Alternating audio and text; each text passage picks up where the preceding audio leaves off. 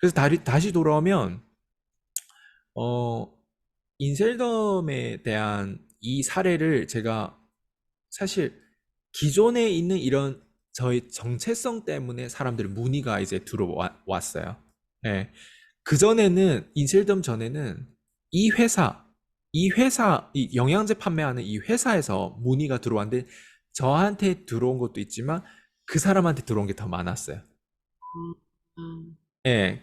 딱 연정민 PD님처럼 약간 그런 케이스죠. 예. 근데 그렇게 되면 연정민 PD님 입장에서는 항상 자기를 내세우는 것보다 저를 내세워요. 예. 왜냐면 이 분야에서 실제로 자기가 가장 힘들었을 때 도와줬던 부분들인데. 근데 그 친구 입장에서는 그렇게 생각하지 않아요. 그 친구 입장에서는 늘 역으로 이래요.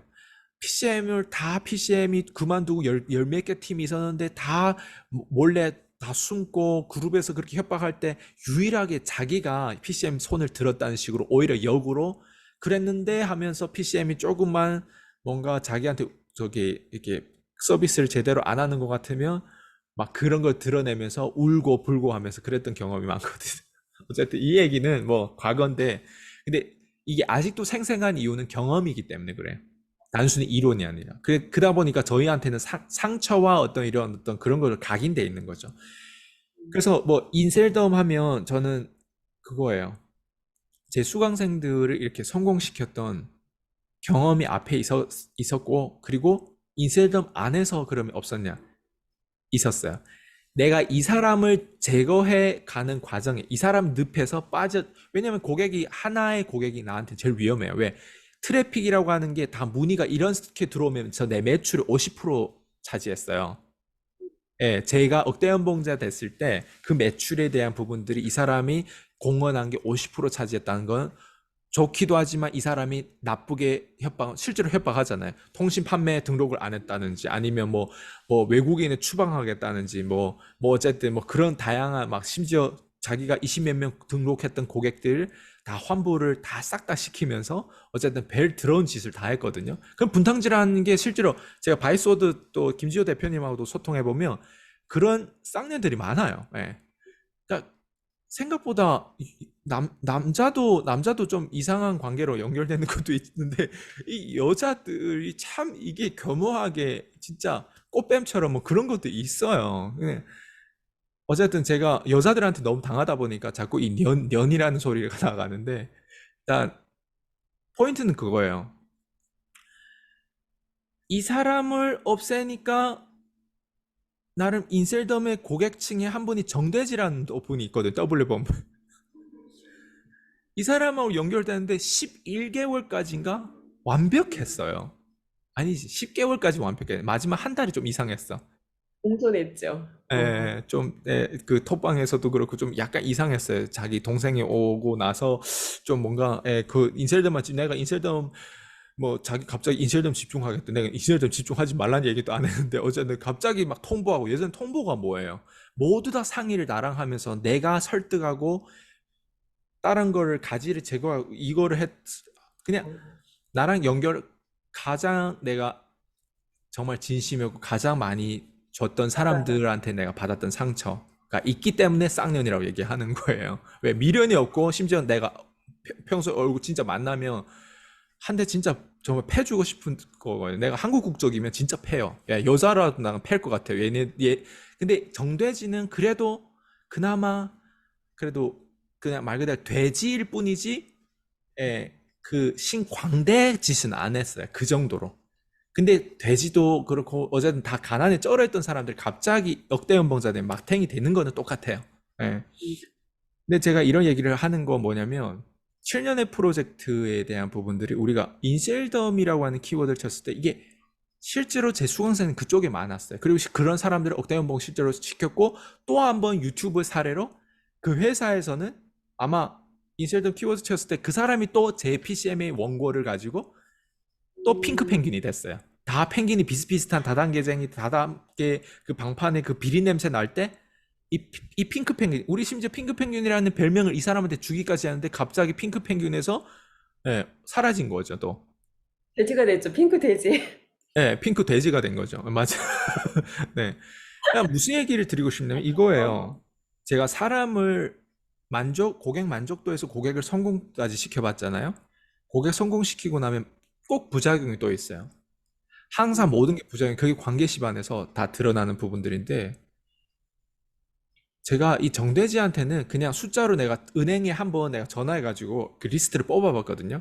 내가 이 사람한테 커미션을 실제로 PCM이라고 하는 이 상품을, 이 교육 상품을 인셀덤한 사람이면 이 사람한테 문의했을 때만, 예, 이거를, 이 사람을 걸러낼 수 있게끔 독점권을 줬어요, 내가 그때. 신광대는 그 전부터 머리가 좋아가지고 독점권 먼저 달라고 계속 나한테 아, 얘기한 거 안 줬어요. 왜냐면 이상하니까 얘가 그때 과정 안에서 난 느꼈을 거 아니에요. 근데 정돼지는 실제로 내 마음이 이 사람한테 내가 뺏긴 거예요, 실제로. 그래서 심지어 독점까지 줬어. 어느 날 나한테 얘기하더라고요. 아, 인셀덤이 다른 사람 본부에 뭐 저기 서울 본부에 이런 게 들어오면 자기가 좀 불편하대. 음, 그래가지고 아 그러냐고. 그러면 본인이 또 초창기고 또 본인한테 우리가 또 이런 거래를 하니까 본인이 그러면 내가 문의 온 사람들 다 스샷가 다 이렇게 넘길 테니까 본인이 걸려서 받아라. 그리고 내가 음, 본인한테 커미션을 30% 정도 주겠다. 이렇게 해서 시작한 게, 그게 내가 유튜브에서 심지어 내가 얘기했어요. 이 사람한테 독점권을 주겠다고. 근데 유튜브를 찾아보면 아마 있을 수도 있어요. 근데 그게 뭐냐면 이거예요. 독점권을 줘서 지금까지 내가 은행에 그 리스트를 뽑아보니까 1,300만 원 정도 되더라고요. 내가 커미션 준 거. 그때 낮은 티켓 56만 원짜리 티켓부터 159만 원짜리 티켓, 365만 원짜리 티켓, 550만 원짜리 티켓 다양했어요. 근데 봐봐요. 56만 원에서 30%면 거의 그냥 남는 게 없어요. 왜냐면 저희가 온라인이 아니고 줌으로 계속 했었잖아요. 아웃소싱 하는 것도 아니고. 그러다 보면 정말 말 그대로 나는 말이 아니라 어떻게 하면 내 고객을 성공시킬까 하는데, 통장에 돈이 꽂히게 만드는 거, 심지어 나의 일부를 진짜 떼어서 줄 수 있는 부분들. 자기가 나중에 그래서 상담을 많이 해서 자꾸 돈을 벌게 되잖아요. 자신감이 차오를 수밖에 없어요. 돈은 어디 있냐면 상담했어요. 많은 사람하고 브리핑하고 접촉해서 클로징하는 그 기술이 별 아닌 것 같지만, 그게 56만 원짜리부터 시작해서 159만 원, 뭐 365만 원, 막 550만 원 이런 걸 자꾸 클로징 하잖아요. 자신감이 생겨가지고 마탱이 가는 거예요. 그래가지고 아이스랑 너 더 이상 필요 없고 나 인쇄드만 집중해도 되니까, 또 이제 미국 진출도 해야 되니까, 그리고 아이스랑이 왠지 라인 이동도 이렇게 부정하고 회사 이동도 부정하는 것 같으니까, 아 내가 이제 자유자재 내가 내 왕국을 만들 거예요. 그러면서 12개월 차에 딱 그 얘기를 하는 그 순간 옵션도 줬어요. 예. 충분히 PCM에 그 연장을 할 수 있다. 근데 그 옵션을 받아들이지 않고 결국에는 본인이 혼자서 나가서 하더라고요. 그래서 정대지라고 하는 거예요. 우리가 쉽게 얘기하면. 그러니까 무슨 얘기를 드리고 싶냐면 이거예요. 성공을 시켰어. 부작용이 나올 수도 있어. 근데 부작용이 나오는 그 사람의 내면에 뭐가 있을까요? 돈 욕심? 그리고 아이스강이라고 하는 그 시스템에 대한 부분들이 별게 아니라고 하는 부분, 자기도 그거를 해냈다. 약간 이런 부분들이 메타인지 약한 사람들은 나의 정체성을 과소평가하고 본인이 그걸 똑같이 콜드콜 외치고 본부 이동이라든가 라인 이동을 시키고 그런 식으로 영업사원들 리크루팅하면 나에 돈 된다는 그 계산을 돼지머리로, 광대머리로 때리는 거예요. 그러다 보니까 자꾸 먹튀 현상. 그래서 우리는 이제는 계약서를 딱 해가지고 내가 보호를 하고 소송권이 단 한 번도 안 지을 수 있을 정도로 우리가 다 지금 만들어 놓은 이유는 그런 사례 때문에요. 그래서 일단 잃어버린 것들이 단순히 이런 것들이 아니라 내 컨텐츠까지도 상표 등록까지 심지어 그 사람이 하더라고요. 광대 같은 경우는 내 앞에서. 난 그게 먹힌지도 몰랐어요. 그러니까 그 말은 뭐냐면 그만큼 제가 경험이 있다 보니까 사람들한테 너무 당하다 보니까 그런 부분들까지 내가 당한 건 그러면 내 고객들이 안 당할까? 나처럼 이 정도까지 오다 보면 다 그런 걸 당해요. 근데 그런 걸 당했는데 공감이 되는 거에서 넘어서 거기에 대한 대안이 뭘까? 그래서 거기에 대한 능력치를 어디까지 개발해야 될까? 그건 과거의 아이스강이 당했던 거지 내가 지금 당할 것 같아요? 또 더 큰 덩어리한테 뭐 회사한테 당할 수도 있죠. 아니면 정부의 어떤 세금으로부터 당할 수도 있고 뭐 다양하게 당할 수도 있지만, 그걸 우리가 끊임없이 싸워야 되는 부분. 그래서 쌈다 기질이 없으면 돈을 못 벌어요. 그래서 어쨌든 뭐 지금 인셀덤에 관한 얘기를 하니까, 인셀덤 프로젝트는 바로 또 그런 어떤 측면에서 예, 또 시작을 했고 그게 제 경험이에요. 음.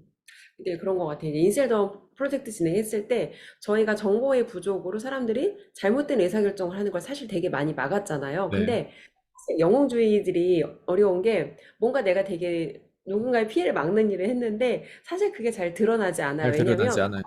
피해를 막아준 사람이 나타나서 제가 피해를 막았습니다라고 이렇게 하는 경우는 그러니까 조용히 자기가 이득을 보고 약간 사라지는 거지 대놓고 그거에 어떤 내가 혜택을 입은 걸 홍보해 주진 않거든요. 음. 근데 그럼에도 불구하고 누군가 겪게 될 어려움을 막고자 하는 게 그냥 저는 대표님의 정체성이라는 거를 계속 확인하는 시간이었어요. 네네. 사람들은 제가 보통 사람을 자른다고 하면 자른다라고 하는 그 냉정함만 생각하잖아요. 제가 자른 데는 다 이유 있어요. 상대방이 이상해서 자르는 거예요. 그걸 안 자르면 내가 기존에 있는 진짜 괜찮은 사람을 보호를 못 해요. 네. 맞아요. 그래서 그 사람을 리크루팅하고 추구하는 것도 중요한데 그만큼 중요한 게 자르는 거예요. 그래서 그 음, 자르는 부분에 있어서 어떤 사람들은 너무 냉정한 거 아니야? 해고하는 거 막 진짜 말 그대로 칼 같은 거 아니야? 하는데 그렇지 않아요. 자르고 나면 우리가 자를 때는 관계가 나빠질 수밖에 없어요. 네, 근데 사람이 언제 제일 많이 드러날까? 대표님 좋아요. 대표님, 저 돈 되게 해서, 저 이런 감사함도 받았어요. 이런 쿠폰도 받았어요. 내가, 막 이런 좋은 뉴스를 나눌 때, 그때 사람의 진정성, 거기서 나오는 것보단 진짜 자르고 나서 이 사람이 어떤 태도로 하는지, 그게 되게 중요하거든요. 그래서 저는 그 제 수강생들 중에서 잘랐어요. 그 잘랐는데 태도가 이상한 경우에는 내가 자른 게 맞다는 확신을 오히려 주는 거죠. 인데도 오히려 맞아요. 맞아요. 그래서 사람을 안 잘라본 사람들은 절대 이걸 경험도 못 해요. 저처럼 정말 많이 잘라본 사람, 이런 부분. 그렇다고 해서 무조건 내 마음에 안 들면 자르는 게 아니에요. 많은 시간을 기다려줘야 돼요. 또 그런 것들도 필요해, 인내심도.